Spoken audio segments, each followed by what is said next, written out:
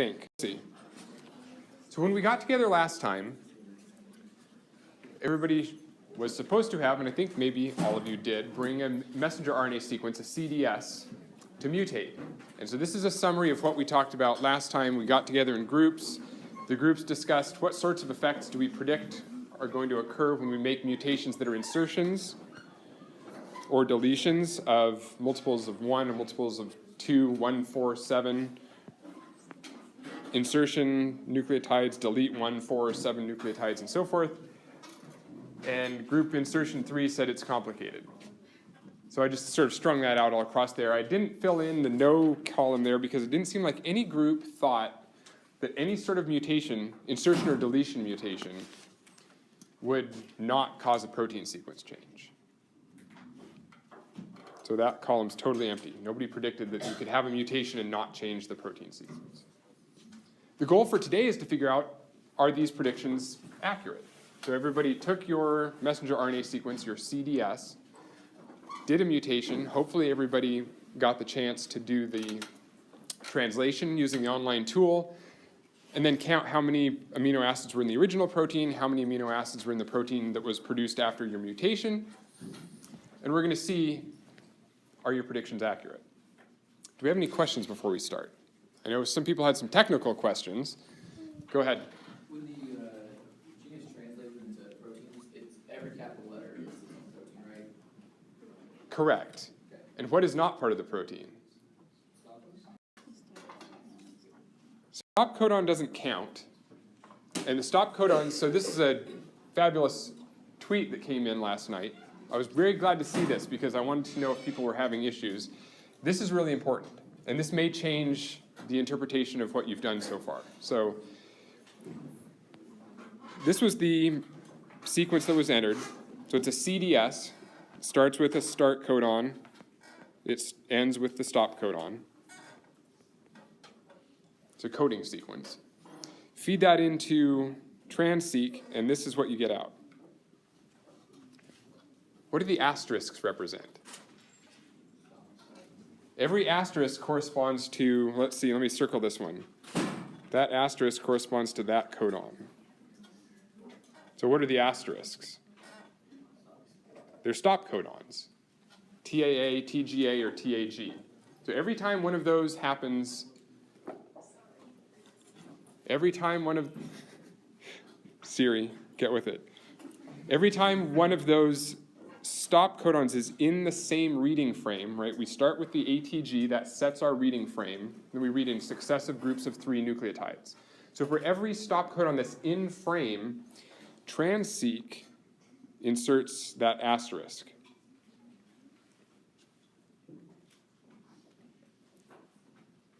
So how does this amino acid sequence at the bottom not represent what happens during translation in the cell? Right, so in the cell, what's going to happen when the ribosome translates MCLTTTQQR? When the ribosome hits that first stop codon, what happens? Translation stops. So none of this down here will actually exist in the protein that's produced. So how long is this protein? 7 amino acids. And we started with a protein that was, let's see, 1, 2, 3, 4, 5, 6, 7, 8, 9, 10, 11, 12, 13 codons.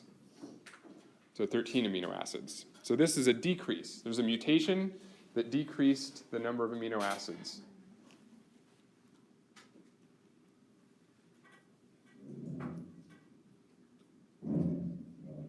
I wish I knew if this was an insertion or deletion mutation, because then I'd know if the prediction was accurate or not. But that's what we're here to find out. So when you did your translation, if you saw something like this, a long amino acid sequence that had lots of asterisks in it, the point is that when you do the count of how many amino acids are in the ultimate protein, the mutant protein, only count up to the first asterisk. You don't include the asterisk. That's a stop codon that doesn't encode an amino acid. And if that causes you right now to need to go back to carecounter.com website or whatever, please do, if you need to. Now, is I'd like to reconvene our groups. The last time we'll use these groups. But we're going to have the I1s, the I2s, the I3s, D1s, D2s, D3s. I'd like everybody to come back together in their groups, compare what happened to you've got a little bit of time. We'll have about 15 minutes. So if you need to redo the count of how many amino acids are in your final mutant protein, that's fine. You've got time to do that. But in your groups, develop a consensus. So this is what I'd like every group to discuss, and I'll circulate as usual. How did everybody's protein sequences change? Did everybody in your group, for example, make the same type of mutation and you all had your proteins increase in size or decrease in size, right? Or is there variation in your group? Are there any similar trends to all the proteins that were produced by your individual mutations? Ultimately, I'd like to know and have you discuss why. So you all presumably have different genes and you made different mutations at different locations. So the point is there something common to your group? Can you just explain why all of those mutations? Okay, let's compile, make a common change. So at the end of this 15 minutes or so, the point is we're going to fill in this table. We're going to see what your groups actually observed. Do they match the predictions? Do we only fill in boxes that are yellow here, the predictions, or do we go outside of the predictions? Do we have some groups that found mutations that they inserted a single nucleotide, for example, and the protein length didn't change? That's what I want to know. So go ahead and get back into the groups, insertions 1, 2, and 3, deletions 1, 2, and 3. And at 11:20 or so, we'll come back together. Okay, group. We're going to come back together and we're going to find out what everybody's group did, whether or not the predictions were actually met. So group I1 thought that any insertion mutation, you could stick some number of nucleotides in 1, 4, 7, 10, and it would definitely increase the protein length. What did you find? It what? So sometimes it decreased. Okay, so you observed decrease. Did anybody get an increase? Or did everybody's mutation decrease the protein length?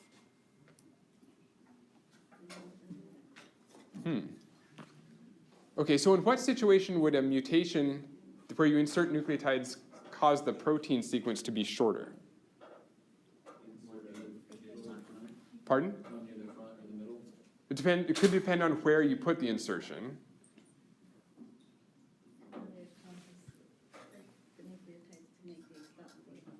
Right, so here's the key point.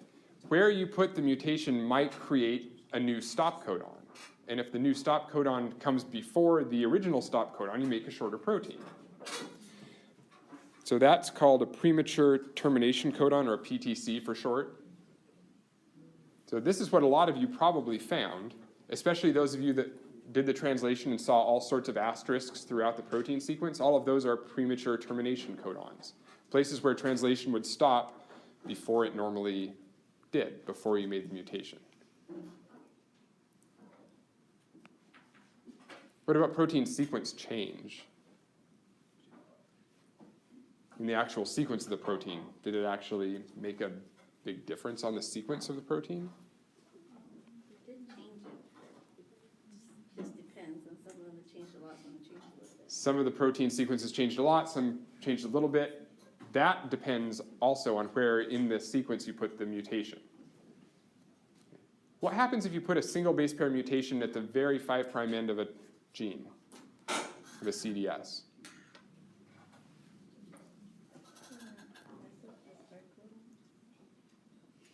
So let's say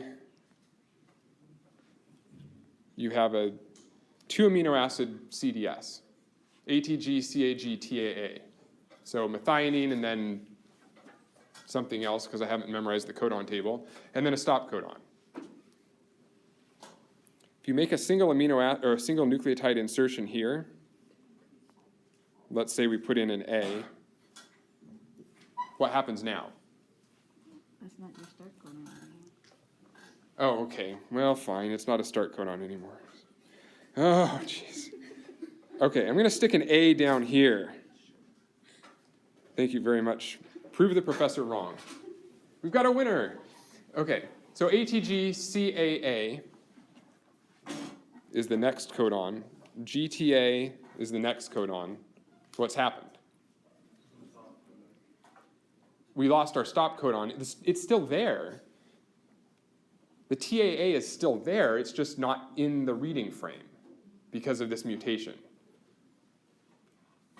So translation continues until the first now in frame stop codon is reached. So you make a single base pair insertion, but who knows how much longer your protein becomes. It depends entirely on when, by chance, the next TAA, TGA, or TAG is encountered as translation continues down the messenger RNA.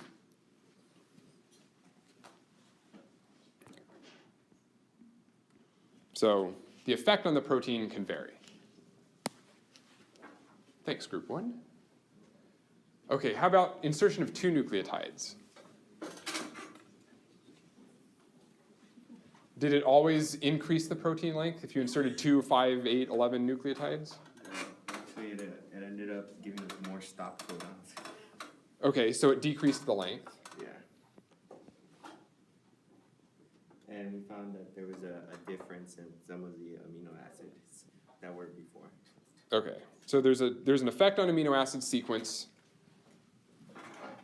but insertions also decreased the protein length. Do you have any that increase the protein length?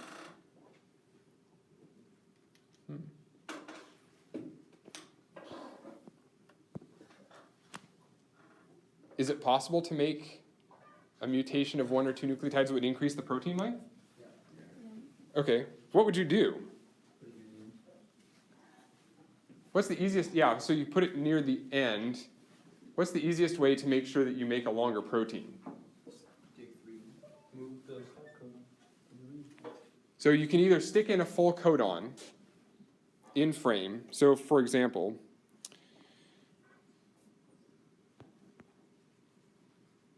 if we go back to the original sequence here, ATG, CAG, TAA, I could insert a full codon here.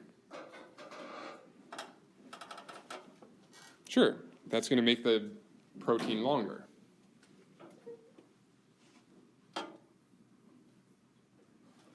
How do you really make sure that the protein gets longer? Deletion groups. What can we delete that makes sure that this protein sequence increases in length? Delete the stop codon. Oh, it's gone. Now I guarantee your protein is going to be longer. It might just be 1 amino acid longer. It might be tens or hundreds of amino acids longer.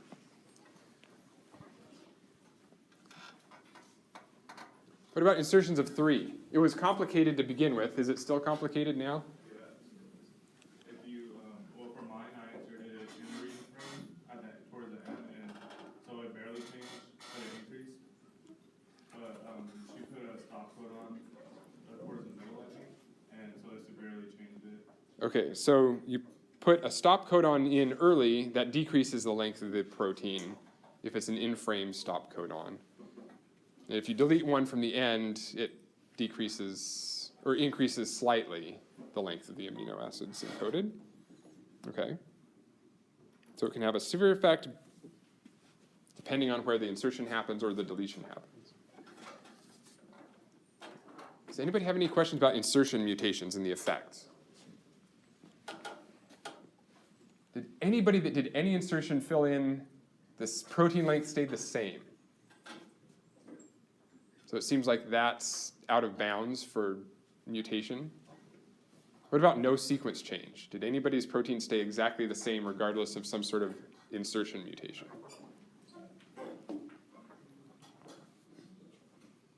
So it seems like we're contradicting our prediction. So we can have protein lengths decrease with an insertion mutation. But it seems like there's still some places on this table that we can't access with the mutation. My challenge to you is, if you're interested, not for points, just for interest, can you actually design a mutation that will fill one of those gaps?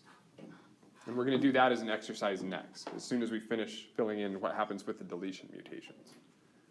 So deletions of 1 nucleotide, 4 nucleotides, 7 and 10, 1, 4, 7, and 10. Did you see any protein increases?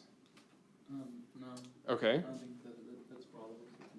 okay. So no, you didn't see any increases. So all of your deletions decreased the protein lengths? Yeah, both like by adding stop codons prematurely and by deleting just amino acids.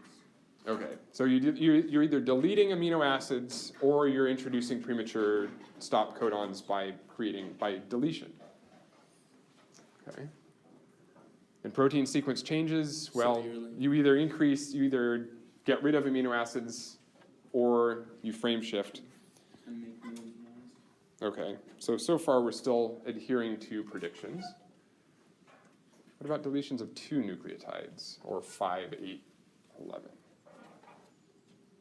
Most of us deleted like early / to the middle. Okay, so you deleted in the first part of the gene. Yeah, so we found that like severe decreases in protein length. So decreases in protein length.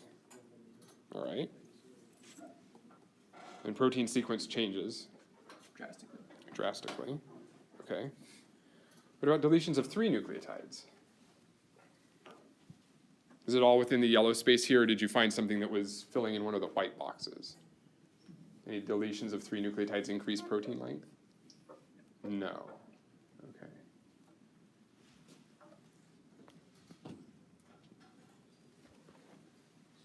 So that's really interesting. I was hoping that with a class this size, we were going to fill in some of these extra boxes that didn't meet these predictions. But this really sets up the next exercise. Pick one of these white boxes that are circled in red, one of the predictions that was not met. Identify it as a type of mutation that you want to try to identify. So, for example, can you make a mutation where you delete 1 nucleotide and it increases the protein length? Okay. So pick one, and then scroll ahead a couple slides. So I would like you to actually try to design mutations to fill in those empty boxes. So here's the substrate for this exercise. I've written one, just so that we're all on the same page. There's 1 nucleotide sequence. I've just copied it 3 times, so it's the same sequence 3 different times. This just gives you a few different versions of the same sequence on your screen to manipulate. In case you screw up the first one, just go on and use the second one or the third one. Use these sequences. See if you can find a way to insert a nucleotide, delete 2 nucleotides, whatever, to fill in one of those empty squares on the table. You've got the codon table. You've got some CDS sequences. Any questions about this? We've got about 10 or 15 minutes to do this. If you'd like to do this in class, raise your hand if you've got questions. But use these sequences. Try to make a mutation that will fill in one of those empty boxes in our prediction table. Okay. The first exercise, when I translated my original sequence, I had a lot of stop codons. Yeah. So when I did when I deleted 4 bases from the end here, where should I start counting the sequence? Because I know. So this is the original. This is the translation of the. Yes, original without the mutation. Oh, that's interesting. Right. So the original length then would be up until the first asterisk. Okay. So then So then you should do a mutation inside that original part. For the purpose of this exercise. If you insert Yeah. a stop codon right before Any questions now that you've had a chance to work on this a bit? Concerns, how to interpret this, how to proceed? Seems pretty cut and dried. What sorts of mutations did you successfully make that fill in one of those squares on the prediction chart? We've got 3 opportunities to highlight your work, because I can make 3 different sets of edits. So, to delete the stop. okay, so if you delete the stop codon, what happens to this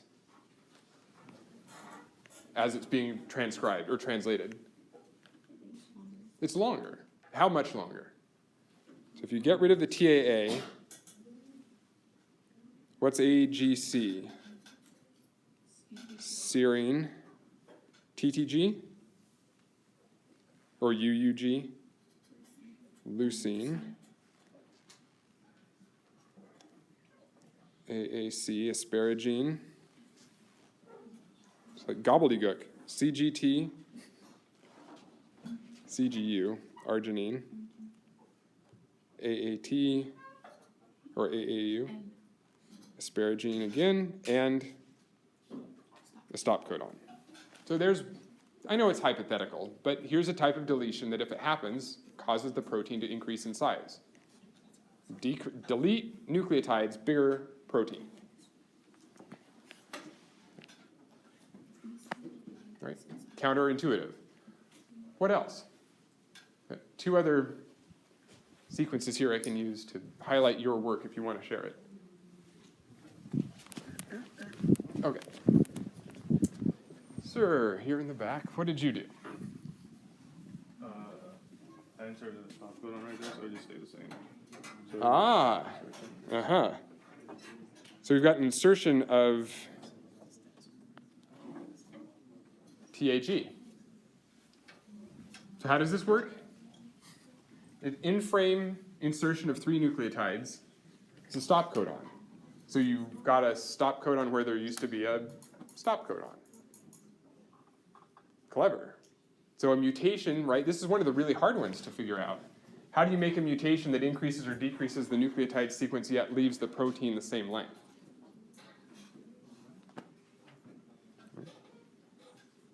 As translation occurs from left to right, you make the same protein MCLTQQR, and then there's a stop codon. Translation stops.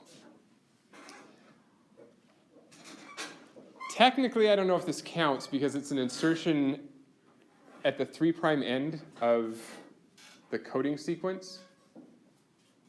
So is it an insertion in the coding sequence or is it an insertion next to the coding sequence? I don't know. But I still grant that this is an excellent choice of mutation to leave the amino acid sequence the same length despite inserting nucleotides. Does one other person want to share?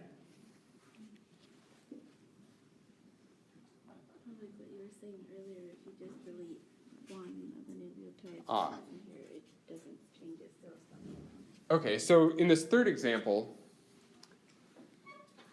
what's a single nucleotide deletion that we can make that doesn't change the protein sequence or length?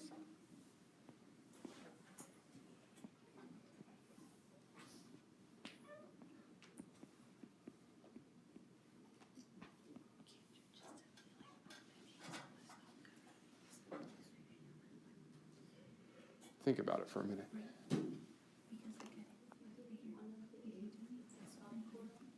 Pardon? Delete one of the A's. And then the next one on A, so it's not gonna matter. Okay, so if we delete an A in the stop codon, what's that codon now? Still UAA, still a stop codon. So can you actually predict the effects of mutations on protein sequence and length? Absolutely, you've got the tools at your hands to do it now. The next question, again, would be, well, how does that affect the actual activity of the protein? Does the protein still do its normal job? Have you created a gain of function or a loss of function mutation? Those are things that are harder to predict just by looking at sequences and using computer programs. So then you actually have to move into the laboratory and play with the actual proteins, the mutant proteins, to try to see if they still have the same functions that the wild type versions did.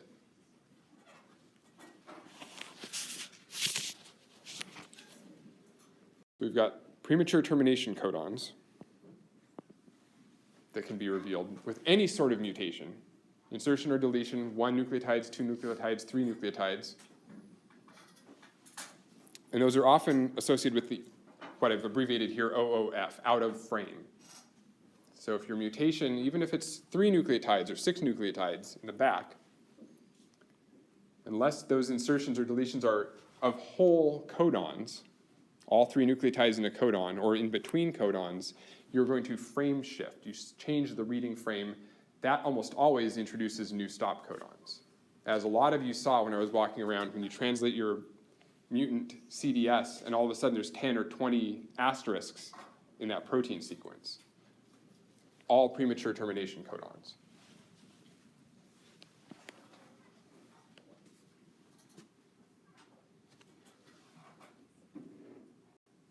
But all the nucleotide sequence of an entire chromosome, how do you figure out where the genes are? I mean, you use the C. elegans, a lot of you at least, use the C. elegans genome browser. All those gene names underneath. How did you know exactly where the genes were? What sort of DNA sequence tells us where genes are? What sort of things would you look for? This is computational biology. Well, so you look for start codons, stop codons. How frequently do you see a start codon? By chance.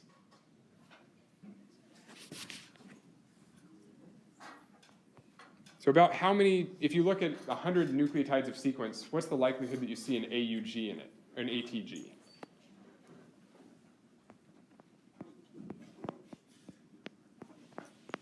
So what's the probability at the first position here of getting an A, if you're just looking at random sequence? 25%. Okay, what's the probability that next to it is a T? Right, you've got a 1 in 4 chance of the next nucleotide being a T and a 1 in 4 chance of the next nucleotide being a G. So about 1 in every 64 nucleotides should be a start codon, on average. So if you've got a DNA sequence that's 100 base pairs long, you expect to see 1 ATG in it just by chance. So that's one way to try to find genes. You look for start codons, you look for stop codons. There are 3 times as many stop codons, though. So we expect to see a stop codon more frequently than we expect to see start codons.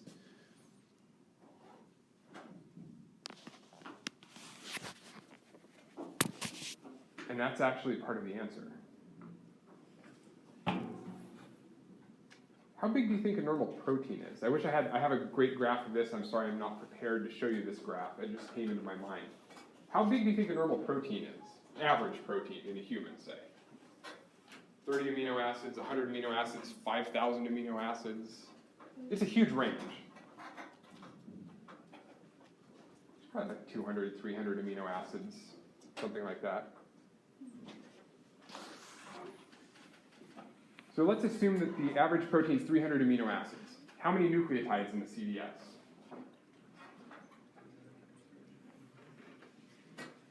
That's right. So what's that? 300 amino acids, each of which is encoded by 3 nucleotides. So 300 times 3, 900 nucleotides. How frequently should we see a stop codon in a 900 nucleotide stretch? Pretty frequently, right? At least 1 in every 64 codons should be a stop codon, if not more frequently. So here's the bottom line. Getting a little bit distracted. Bottom line. Where will you see in the genome, you're just looking at chromosome sequence upon chromosome sequence, where do you see absence of stop codons? If the average gene is 300 amino acids long, say, that's 900 nucleotides that do not contain what? Don't have a stop codon. So one of the ways that computational biologists try to find genes is you look for regions of the genome where when you start reading, you say, wait a second, there's no stop codons here. There are fewer stop codons than you would predict by chance in regions that have genes. Because by definition, if it's a gene that produces a 300 amino acid protein, it's going to be a region that's 3 times that long of nucleotides that does not have a stop codon. So absence of stop codons helps you predict where genes are. That's one of many ways to do it.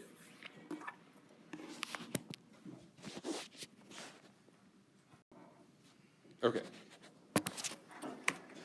So I'm going to launch this It's a creative activity. Don't spend too much time with this. It's a typed response, but use a sentence or two. You don't have to be crazy about this. And while you're doing this, I'm going to put up this slide for what to do for next class. So remember, don't come on Wednesday. Campus is closed, Veterans Day. You'll be all by yourself here. Friday, we've got the review session. Please come to the review session having attempted that transcription and translation PDF exercise that's been on Blackboard for a couple of weeks now. That's a great opportunity to ask questions about how to complete that exercise.